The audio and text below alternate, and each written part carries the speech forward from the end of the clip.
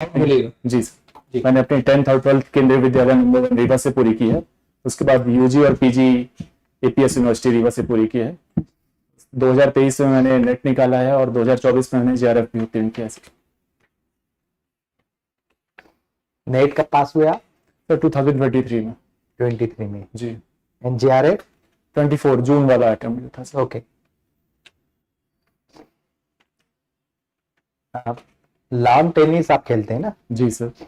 सबसे महंगे गेम्स में से ये एक है। जी सर। कितना खर्चा आता है इसका? रैकेट ही मैंने सुना है बहुत हाँ महंगा आता है। सर, इकोनॉमिकल भी आते हैं सर कुछ कुछ, लेकिन जो प्रोफेशनल लेवल्स पे खेले जाते हैं सर वो काफी महंगे आते हैं। आप तो अंडर 17 में भी खेल चुके हैं। जी सर, अंडर 17 अंडर 19 दोनों में खेल चुका हूँ। प्रोफेशनल रैकेट्स तो काफी महंगे रहे होंगे। जी सर, रहते हैं सर। और आप आर्थिक रूप से कमजोर वर्ग में आते हैं, तो ये जी दोनों सर। चीजें मुझे समझ में नहीं आई। कोइंसिडेंस है सर। सर थोड़ा सा स्कूल से भी सपोर्ट मिल जाता था सर, क्योंकि मैं केंद्रीय विद्यालय क्रमांक 1 का नेतृत्व करता था। तो सर वहां से मुझे इशू हो जाते थे रैकेट्स वगैरह, और स्कूल से बहुत अच्छा सपोर्ट मिलता था सर इसके लिए। अच्छा, ठीक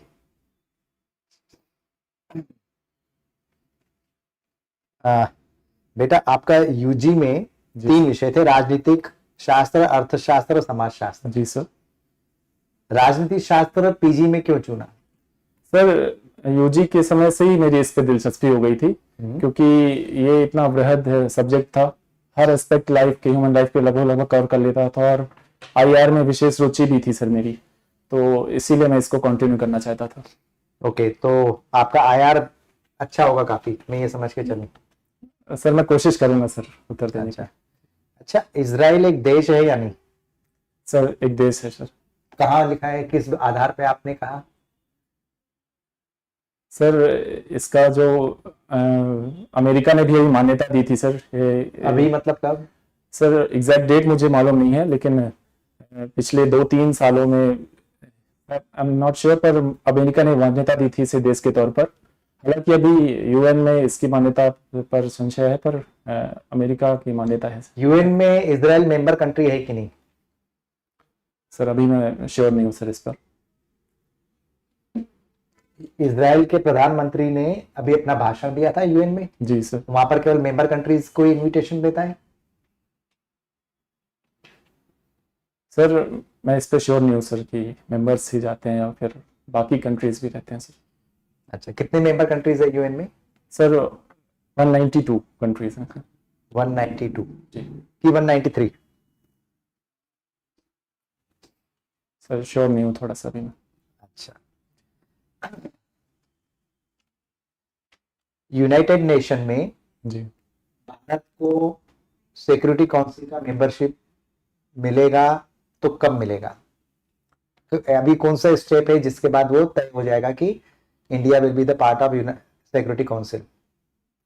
सर इस पे सिर्फ और सिर्फ एक ही अड़चन है, जो सर चीन वीटो लगाता है। अगर वह नहीं रहेगा तो सर कभी भी भारत को मिल सकता है। सिर्फ नहीं, वर्तमान में क्या स्थिति है? वर्तमान में सर बाकी लगभग सभी देशों का की मान्यता है कि भारत को मिलना चाहिए, क्योंकि भारत एक लोकतांत्रिक देश है, सबसे बड़ा लोकतांत्रिक देश है।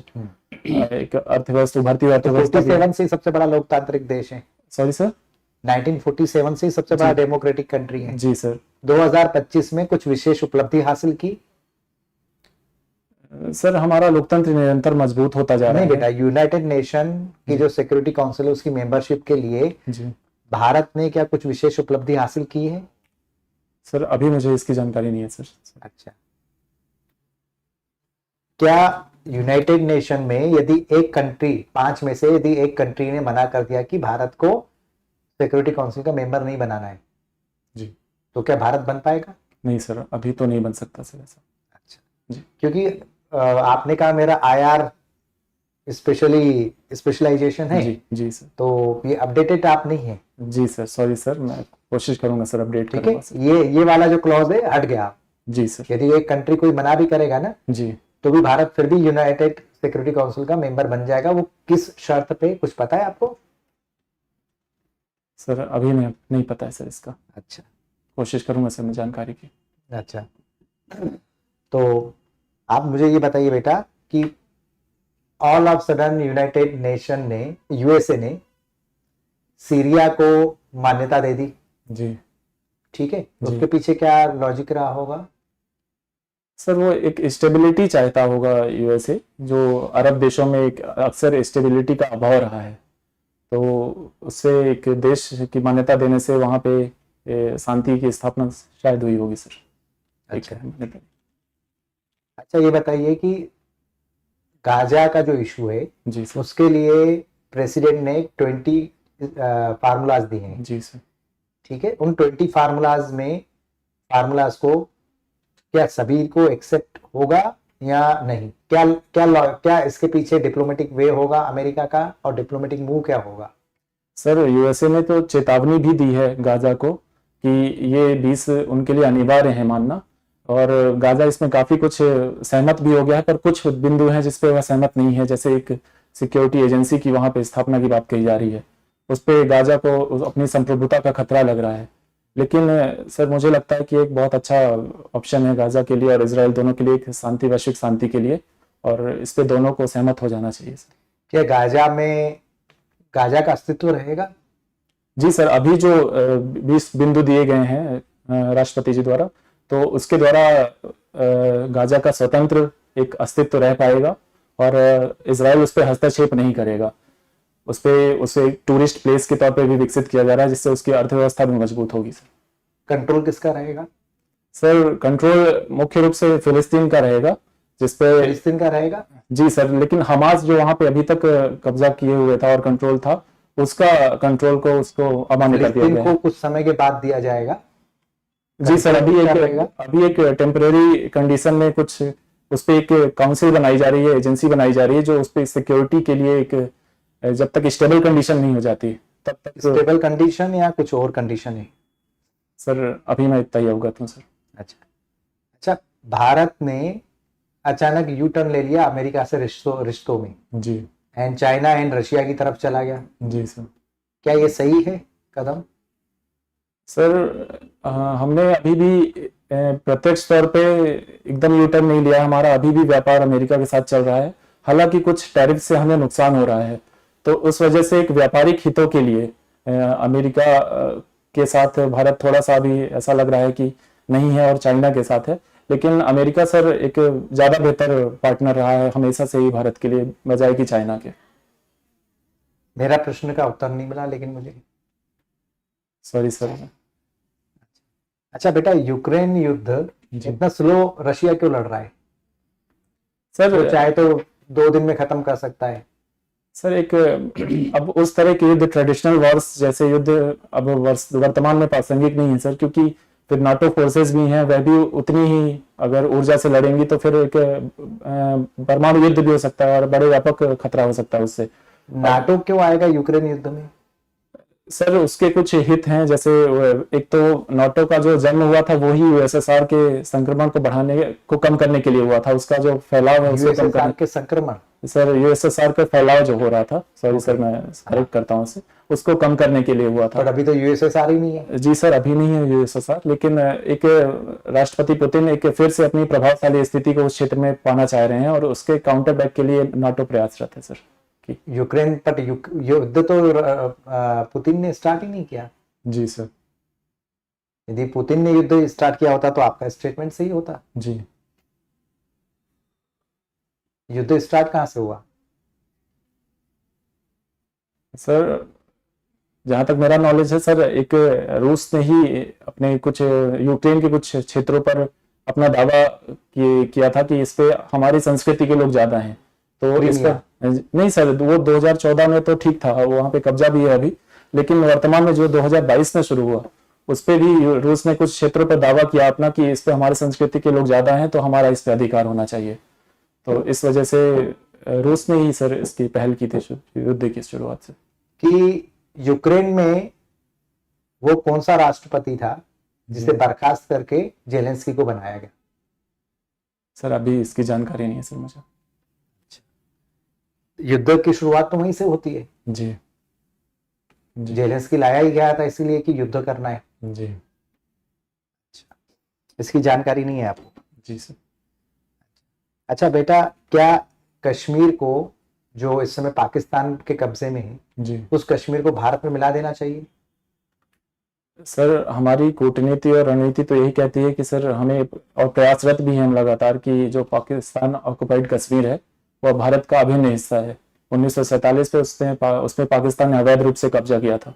तो हमारी लगातार प्रयास रहे हैं सर उसे अपना क्षेत्र वापस लाने की, लेकिन उसमें कुछ अड़चने हैं सर। वर्तमान में युद्ध उतने प्रासंगिक नहीं रह गए हैं और एक वैश्विक स्तर पर युद्ध हो सकता है इस पे, क्योंकि उस पर चाइना और अमेरिका जैसे देशों का भी हित है कुछ।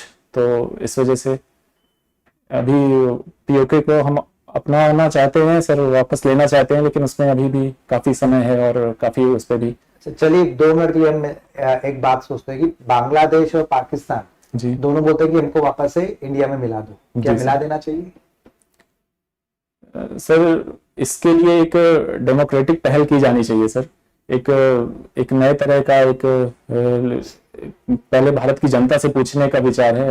अगर भारत की जनता इस पर केंद्र सहमत होती है सर, तो इस पे एक पहल लिया जा सकता है और मुझे लगता है ऐसे कदम को स्वागत किया जाना चाहिए सर। हमारे अखंड भारत के निर्माण के लिए भी सर ये हमारा जो आदर्श रहा है। आपके हिसाब से हम इसमें पहल करते हुए मिला दें? सर मिलाया जा सकता है सर। उसके बाद राजनीतिक, आपका पॉलिटिकल साइंस है, पॉलिटिकल इश्यूज बनेंगे। जी सर। वो जो इश्यूज होगी वो प्रॉब्लम्स होगी। जी सर। जनता ने ही जेलेंस्की को चुना, वो खुद बर्बाद हो गए सर, लेकिन हमारे पास संसाधन भी आएंगे जो अमेरिका और जो पाकिस्तान के पास बहुत सारे बलूचिस्तान प्रांत में हैं हमारे पास, और आर्थिक रूप से मजबूती भी आ सकती है इससे। तो एक आर्थिक रूप से अगर मजबूती आएगी सर, राजनीतिक खुद डिपेंडेंट है हमेशा, जी वो सर। आपके ऊपर डिपेंडेंट हो जाएगा। जी सर ऐसा कह सकते हैं, लेकिन कुछ मिनरल्स उनके पास ऐसे हैं सर जो हमारे पास नहीं है, और हमारे पास वो बहुत सारे मिनरल्स और वो डेमोक्रेसी dependency चेंज हो जाएगा। जी सर हो सकता है सर जी। लेकिन सर इसको भी राजनीतिक समीकरणों के माध्यम से हल किया जा सकता है सर, और एक पहल की जा सकती है सर ऐसी। ठीक है, थैंक यू। आपने राष्ट्र निर्माण में योगदान देना चाहते हैं, जी सर। राष्ट्र निर्माण क्या है? सर राष्ट्र निर्माण में सर सभी नागरिकों को देश के प्रति एक राष्ट्रभक्ति की भावना और राष्ट्र में हित देना, चाहे किसी भी प्रकार का, चाहे किसी शोध के द्वारा देना, चाहे किसी प्रकार की उनको आर्थिक मदद देना, सामाजिक सहायता देना, कुछ ऐसे विकल्प देना जो वर्तमान में देश में चुनौतियां हैं उनका, जैसे जातिवाद, नक्सलवाद आदि को, इनकी एक स्थायी समाधान कोशिश करना कि इसका एक स्थायी समाधान देना सर। क्या आप एक शिक्षक के तौर पे ही राष्ट्र निर्माण कर सकते हैं और कोई विकल्प नहीं है आपके पास? सर बहुत सारे विकल्प हो सकते हैं, लेकिन मेरा मानना है कि एक शिक्षक जितना राष्ट्र निर्माण में योगदान दे सकता है तो वह एक सर्वश्रेष्ठ स्तर पर निर्माण दे सकता है, क्योंकि वह बहुत सारे विद्यार्थियों को आजीवन पढ़ाता है, उनमें अपने विचार को प्रभावित करता है, और एक राष्ट्र निर्माण में सर एक शिक्षक का बहुत अहम योगदान हो सकता है सर। चलिए, एक अभी माननीय मुख्यमंत्री जी के द्वारा एक बयान दिया गया था कुछ दिनों पहले कि आप शिक्षक बनकर देश बनाएं और नेता बनकर राष्ट्र निर्माण करें या देश चलाएं। अगर चलिए आप शिक्षक बनने वाले हैं, पर अगर आपको मौका मिले नेता बनने का, तो आप कोई 3 ऐसे निर्णय जो आप लेना चाहेंगे? सर मुझे लगता है वर्तमान में जो सबसे बड़ी समस्या है देश की, वैसे जनसंख्या है, उसको नियंत्रित करना बहुत जरूरी है। तो जो 2 बच्चों वाला बिल है सर, मैं उसे जरूर लाऊंगा कि अधिकतम 2 बच्चे ही किए जा सकते हैं, वह देश के लिए वर्तमान परिस्थितियों में सर बहुत आवश्यक है। तो एक तो ये मेरा वो रहेगा। मगर इस बीच में मैं काउंटर करता हूँ कि मध्य प्रदेश शासन ने हाल ही में न्यूज़पेपर आपने पढ़ा हुआ, पॉलिसी चेंज कर दी। जी सर, अब 3 बच्चे अलाउ हो चुके हैं सर शासकीय सेवकों के लिए। सर ये भी एक बेहतर विकल्प है, लेकिन 3 बच्चे अगर सभी के लिए अलाउ हैं तो वो सभी के लिए मापदंड होना चाहिए, सिर्फ शासकीय सेवकों के लिए नहीं सर। क्योंकि हम देखते हैं ग्रामीण क्षेत्रों में सर कई सारे बच्चे लोगों के पैदा होते हैं, औरतें तो बच्चे का पैदा करने वाली मशीन ही बन चुकी है सर ग्रामीण क्षेत्रों में। तो उन क्षेत्रों के लिए भी सर एक ये 3 बच्चे उनके लिए मैंडेटरी करना चाहिए सर, सभी के लिए मैंडेटरी करना चाहिए, उससे भी एक जनसंख्या नियंत्रण हो सकता है सर। और 2 नीति निर्माण सर महिलाओं को अभी हम देखते हैं कि सिर्फ पंचायती राज में 50% रिजर्वेशन है, उस पर भी सरपंच पतियों का प्रभाव रहता है सर। उसको धरातल पे लाने की कोई ऐसी योजना होनी चाहिए जिससे वो वास्तविक रूप से वह नियंत्रण कर सकें, और विधानसभा लोकसभा में भी अभी दिया गया है, लेकिन 1/3 ही दिया गया है। हालांकि इसको धीरे धीरे बढ़ाने के प्रयास हो रहे हैं, लेकिन इसको सर एक तीव्र स्तर पर बढ़ाने की कोशिश है। तो भाई आपको नीति निर्माण करना है, आप क्या करेंगे? ये तो समस्या है। जी सर इस पे कुछ प्रतिबंध लगाए जा सकते हैं। जैसे सर एक जैसे सचिव होता है जो भारत सरकार का ही कर्मचारी है, उसका ये दायित्व फिक्स किया जा सकता है कि अगर सरपंच पति हस्तक्षेप कार्य में करते हैं तो उसके खिलाफ रिपोर्ट आगे स्तर पर पहुंचाई जाए, जिसपे फिर कार्यवाही सुनिश्चित की जा सके। तो एक बेहतर विकल्प हो सकता है सर ये। और तीसरा में सर जो अक्सर जातिवाद और धार्मिक संप्रदायवाद की जो बहस होती है, डिबेट्स होती हैं, इससे धार्मिक हिंसा भी बढ़ाई जाती है सर। इस पे कुछ नियंत्रण जरूर लगाऊंगा सर। हालांकि प्रेस पर नियंत्रण इस प्रकार लगाना असंवैधानिक है, लेकिन अगर उससे कुछ नुकसान हो रहा है देश को, हम देखते हैं अक्सर हिंसाएं भड़कती रहती हैं, सिर्फ फेक न्यूज़ के कारण धार्मिक संप्रदायवाद फैलता है सर। इस पे भी मैं कुछ प्रतिबंध लगाने की जरूर कोशिश करूंगा सर। अच्छा, अभी आपने कुछ देर पहले एक शब्द यूज किया कि बच्चे पैदा करने वाली मशीन। जी तो सर। आपको लगता है कि शब्द चयन सही था आपका? सर ये कठोर शब्द है, लेकिन मुझे लगता है सर वर्तमान प्रासंगिक है, क्योंकि मैं खुद एक ग्रामीण क्षेत्र से आता हूँ। वहां पे ना महिलाओं के लिए अधिकार है, वर्तमान में अधिकार संवैधानिक रूप से प्राप्त है, लेकिन धरातल पर प्राप्त नहीं है सर। वह ग्रामीण क्षेत्रों में सर ये शब्द मैंने इसीलिए उपयोग किया, थोड़ा कटु शब्द अवश्य है, लेकिन सर वर्तमान प्रासंगिक है सर। अच्छा, चलिए आपने 3 नीतियां सुझाई हैं, पर आप एक शिक्षक के तौर पे आपने शिक्षा के लिए किसी भी प्रकार का प्रावधान नहीं सोचा? सर शिक्षा के लिए एनईपी में पहले से ही काफी सारे प्रावधान किए जा चुके हैं सर। आवश्यकता है उन्हें सर प्रभावी रूप से लागू करने की। अगर वो प्रभावी रूप से लागू है, जैसे एक बहुविषयक एक प्रावधान लाया गया है जो किसी भी प्रकार का अड़चन पैदा नहीं करता। अगर साइंस वाला भी बच्चा आर्ट्स वाला बच्चा भी साइंस में जाना चाहे और स्किल डेवलपमेंट करना चाहे तो वो कर सकता है सर। अच्छा, मतलब शिक्षा व्यवस्था मध्य प्रदेश की बहुत बेहतर है। शिक्षा व्यवस्था सर अभी बेहतर करने की जरूरत है। एनईपी के जो प्रावधान है उन्हें प्रभावी तरीके से लागू करने की जरूरत है। जैसे अभी बजट में ही 2025-26 का जो बजट आया उस पर लगभग 4.4% का ही इन्वेस्टमेंट किया गया है जीडीपी का, जबकि एनईपी में 6% का इन्वेस्टमेंट करने की बात की गई है शिक्षा पे। तो सर उसे बढ़ाना चाहिए सर। तो आपको बोलना चाहिए था कोई प्रावधान। चलिए ठीक है, आप ये बताएं कि मिडिल ईस्ट और पश्चिम एशिया 2 शब्द आते हैं समाचार पत्रों में, इनमें क्या अंतर है वैसे? सर पश्चिम एशिया में मुख्य रूप से ईरान, इराक और इस्लामिक कंट्रीज जो वहां पे प्रभावी हैं वह आती हैं सर। मिडिल ईस्ट में मैं अभी थोड़ा श्योर नहीं हूँ सर। अच्छा, चलिए आप ये बताइए, भारत जो वर्तमान समय में है, कई सारे देशों के साथ हमारे सीमा विवाद हैं जी। कुछ देशों के सीमा विवादों के नाम बताना चाहेंगे आप? सर चाइना के साथ हैं। कहाँ पे?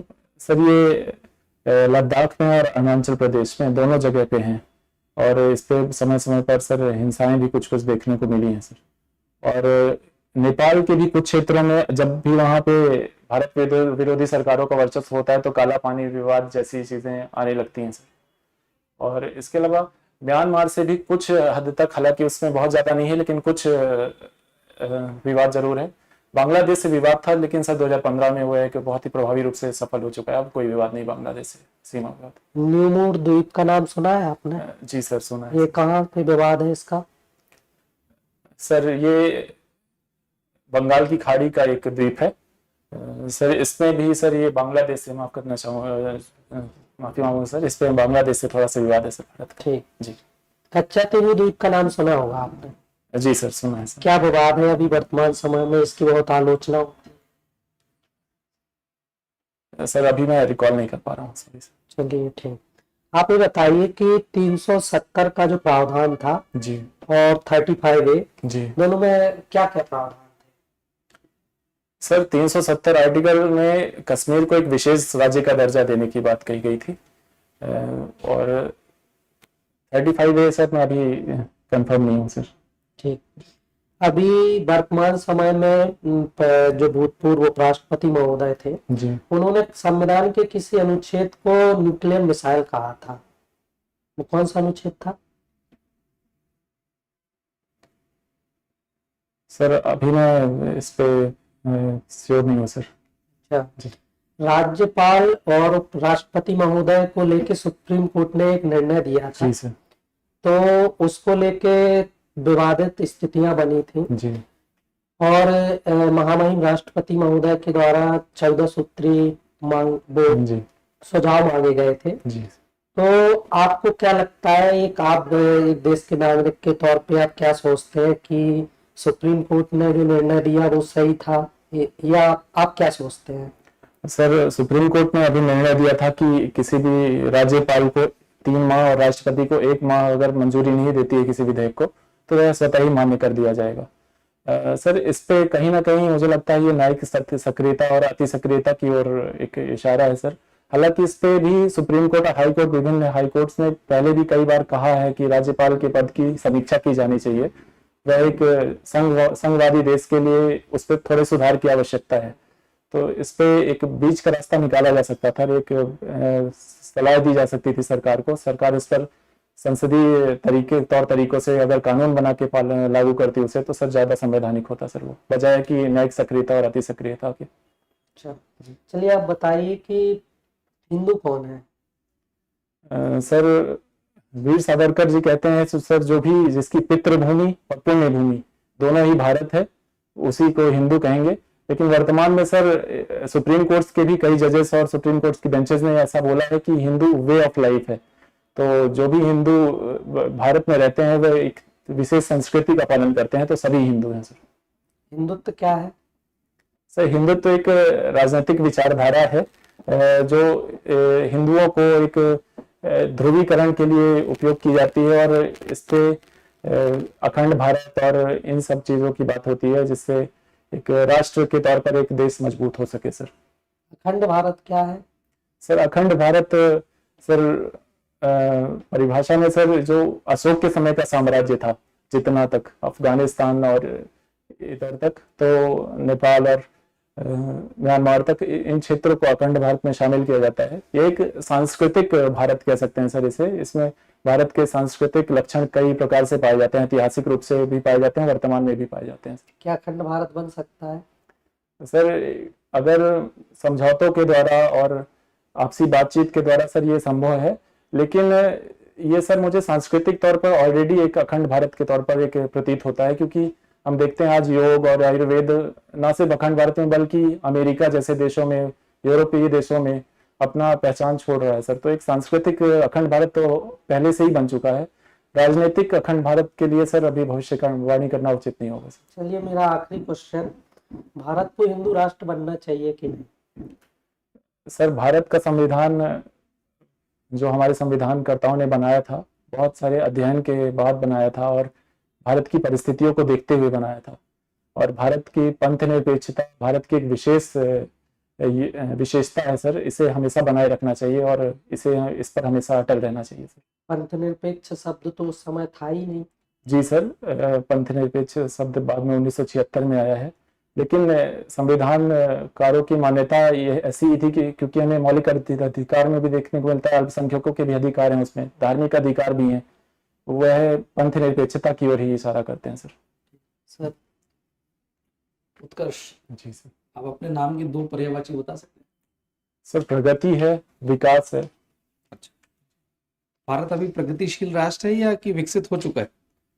सर, अभी विकासशील ही है। 2047 तक इसका लक्ष्य है कि हम विकसित राज्य बन लक्ष्यों में जाएं। कौन कौन से लक्ष्य होने चाहिए जिससे भारत विकसित राष्ट्र बन जाएगा? सर, इसका एक प्रमुख पैमाना प्रति व्यक्ति आय को माना जाता है। जब एक प्रति व्यक्ति आय एक उचित स्तर पर पहुंच जाए, जहां पे अभी विकासशील देशों की है $10,000 के लगभग ऊपर, तो उसे माना जा सकता है हमारी स्वास्थ्य सुविधाएं, चिकित्सा सुविधाएं भी अगर उचित लेवल की बन जाए, और हम जो निचले स्तर पर जो गरीब हैं उनके कल्याण की बात, उनका पुनरुत्थान हो जाए सर, तो एक विकसित भारत जरूर बन जाएगा सर। तो विकसित भारत अगर शिक्षा, स्वास्थ्य और आय, ये 3 बस बेसिक स्टैंडर्ड होना चाहिए, बाकी इंफ्रास्ट्रक्चर और इन पे काम करने की जरूरत नहीं है क्या? सर, इन पे इंफ्रास्ट्रक्चर पर काम करके ही ये सब 3 लक्ष्य प्राप्त हो सकते हैं। बिना इंफ्रास्ट्रक्चर के काम करके हम इन लक्ष्यों को प्राप्त नहीं कर सकते। इंफ्रास्ट्रक्चर पे काम करना हमारी पहली प्रायोरिटी होनी चाहिए सर। अच्छा।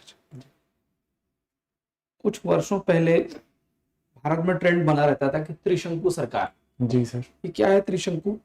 सर, इसे मिली-जुली सरकार भी कहा जाता है और गठबंधन की सरकार भी कहा जाता है सर। जब दो या अधिक दल आपस में मिलकर सरकार का निर्माण करते हैं, एक जो बहुमत है उससे ज्यादा मार्क हासिल करते हैं, तो त्रिशंकु सरकार कहलाती है सर। आप रीवा से आते हैं जी सर। और हमेशा ये चर्चा में रहता है कि विंध्य प्रदेश बन के रहेगा, जी सर। बन के रहेगा सर अक्सर सर राजनीतिक महत्वाकांक्षाओं के चलते ये एक चर्चा का विषय जरूर रहता है सर, लेकिन मैं अभी इस आपका पे व्यक्तिगत क्या मानना है? सर जरूरत है क्या ऐसा? सर मुझे नहीं लगता जरूरत है। विंध्य प्रदेश का पर्याप्त विकास हो रहा है। पहले कुछ समय तक हालांकि आलोचना जरूर होती थी कि मालवा का अधिक विकास होता है बजाय कि बुंदेलखंड और बघेलखंड का, लेकिन वर्तमान में सर मैं खुद आता हूँ रीवा जिले से, तो मैं देख रहा हूँ कि बहुत ही शानदार विकास हो रहे हैं सर। और किसको देंगे सर? अभी वर्तमान में तो सर हमारे यहाँ से डिप्टी सीएम श्री राजेंद्र शुक्ला जी हैं, तो उन्हीं को जाना चाहिए सर। लेकिन हमारे यहाँ से कई नेता, बहुत बड़े बड़े नेता हुए हैं जो राष्ट्रीय स्तर तक अपनी पहुंच रखते थे सर। श्री अर्जुन सिंह जी, श्री श्रीनिवास तिवारी जी, गोविंद नारायण सिंह जी। तो श्रीनिवास तिवारी जी की जो आपने चर्चा की, जी सर, वो विधानसभा अध्यक्ष भी रह चुके हैं जी 2 टाइम्स। आखिर उनको सफेद शेर क्यों कहते थे? सर उनका तेवर ही कुछ ऐसा था सर कि वह एक बहुत ही अनुशासित और स्ट्रिक्ट किस्म के इंसान थे, और कहा जाता है सर उन्होंने जो बात मनवानी होती थी वो मनवा ही लेते थे किसी ना किसी भी तरह। जनता से कि शासन से? सर शासन से सर। अच्छा अच्छा जी। केंद्रीय विश्वविद्यालय के आप स्टूडेंट हैं जी सर। और आप प्रोफेसर बनने जा रहे हैं। जी। केंद्रीय विद्यालय में ऐसी क्या चीज है जो आप वहां से लेकर जाएंगे अपने महाविद्यालय की ओर?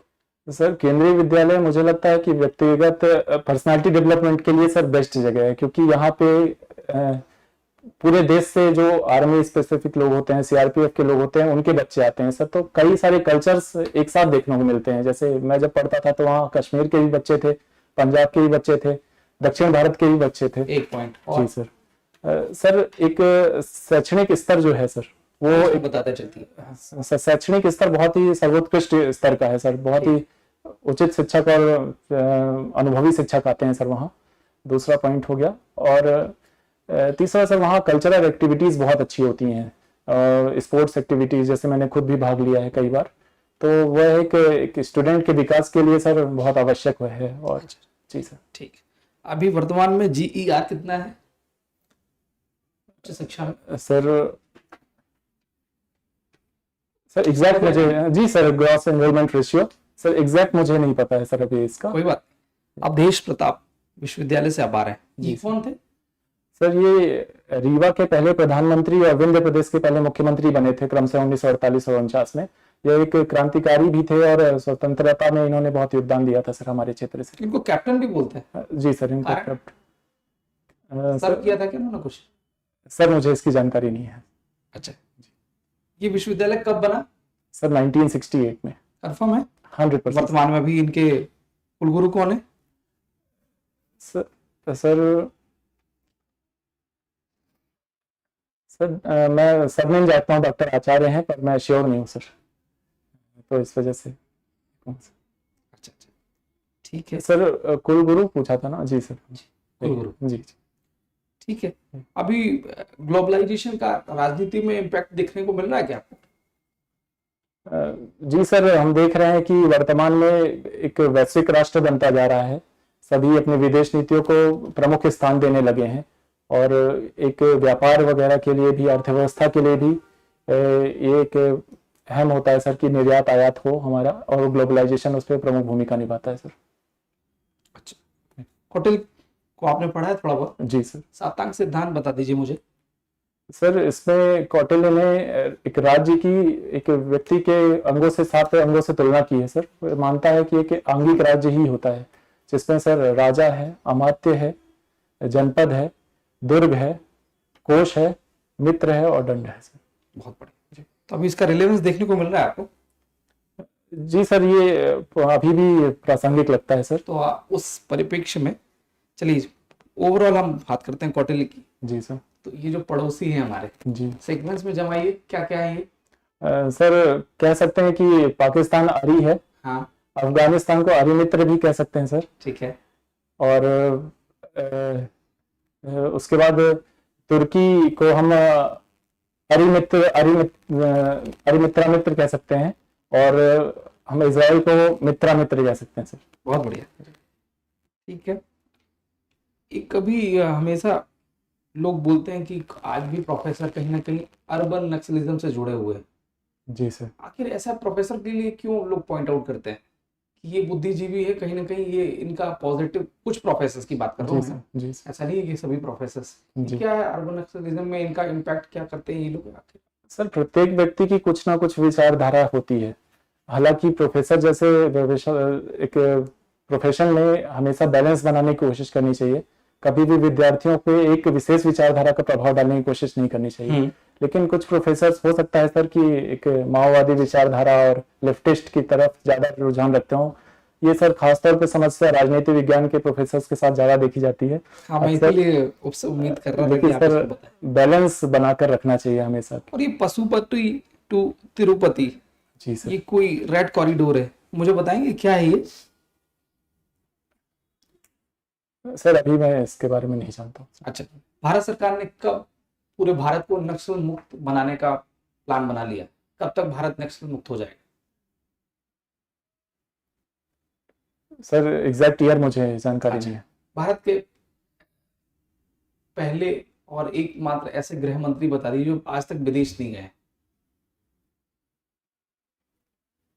सर मैं इस पे अनुमान लगा सकता हूँ सर। जी, सर मेरा अनुमान है श्री अमित शाह जी विदेश नहीं गए। बहुत ठीक है। एक चीज ये देखने को मिलता है कि हम प्लेटो पढ़ते हैं, अरस्तु पढ़ते हैं, तो क्या हमारे पॉलिटिकल थिंकर इतने इम्पैक्टफुल नहीं है जो हमको इनको पढ़ना पड़ रहा है? सर हमारे पॉलिटिकल थिंकर बहुत इम्पैक्टफुल हैं, कई मायनों से में पाश्चात्य राजनीतिक विचारों को से ज़्यादा इम्पैक्टफुल हैं।